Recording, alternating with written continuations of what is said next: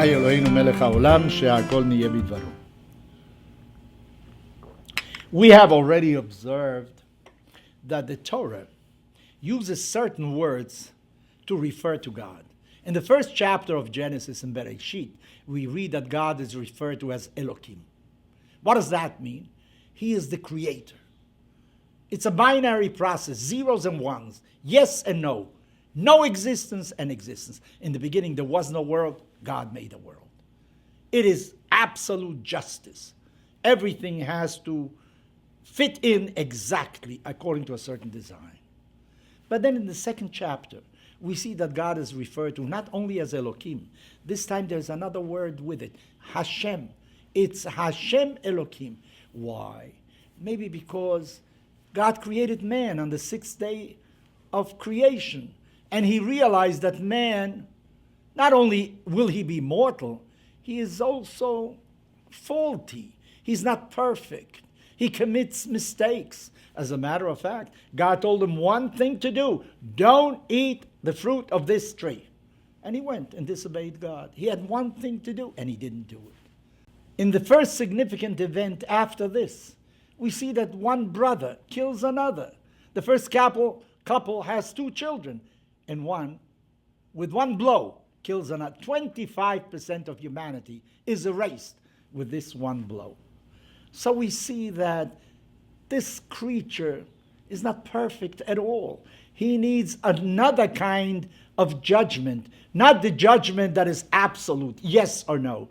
He needs also understanding. He needs pity. He needs understanding. So the word Hashem somehow refers to this characteristic of God. Of course, God is one, but these different names teach us different aspects from a human point of view of what God is. Somehow difficult to define, because God is a unity unlike any other unity. Yet we perceive God in different ways in certain moments. In a sense, this is also Rosh Hashanah and Yom Kippur. Rosh Hashanah is the day of judgment, Yom Hadin, yes or no. You are going to live, you're going to die. Very determined. This is what has to happen. Yom Kippur is something else. It's the day of atonement, of forgiveness. Because man cannot live only by absolute judgment. He needs some understanding also. Rosh Hashanah tells, we are going to judge you in a certain way, and then they give you a lapse of 10 days. You know what? You have time to reflect. Maybe you can change your ways so that somehow you will merit, instead of a severe judgment, something altogether different. Maybe the same thing is reflected in two different personalities that appear in the Torah. One is the Navi. The Navi is a man who, I think, according to Joshua Heschel, is the one that formulated, is intoxicated with God. He's a man that is enveloped totally by the idea of God. He cannot tolerate injustice. When he sees something wrong is being done, he immediately reacts. He never thinks of the consequences of his actions. If something is wrong, he's there.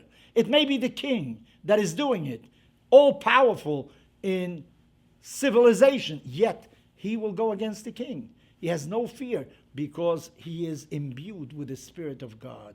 His judgment is absolute. And then we have the Kohen. The Kohen is the priest. The Kohen is the man who will take care of you if you have tzarat, if you have some kind of sickness that appears in the Bible that, according to our rabbis, is really a manifestation of evil speech, of certain conduct. It is a spiritual illness. The Kohen will help you. The Kohen is the teacher of your children. When our ancestors saw that Moses was staying too long in the heavens and he wasn't returning, they built a golden calf. Aaron, who was the Kohen, he sort of understood the people. He realized their anxiety, and he felt maybe for a moment we will do something that isn't right until Moshe comes back, and everything will be good again. In other words, the Kohen identifies with the weakness of human beings. On the other hand, the Navi, of course, absolute justice. Well, what shall we do? I think we need a combination of both. We need both Rosh Hashanah and Yom Kippur. We need absolute judgment. You have to know what is right and what is wrong. But on the other hand, we're human beings. We fail sometimes. We have to be given a second chance. We have to be given an opportunity to make amends, because deep down, there's probably a lot of goodness that has been untapped by us and that has to be given a push to come forward, to come up, to rise up, so that the goodness in us can appear in front. So don't be very harsh when you judge somebody else. You ask somebody for a favor and he didn't do it. Maybe he couldn't at the moment. Don't bear resentment.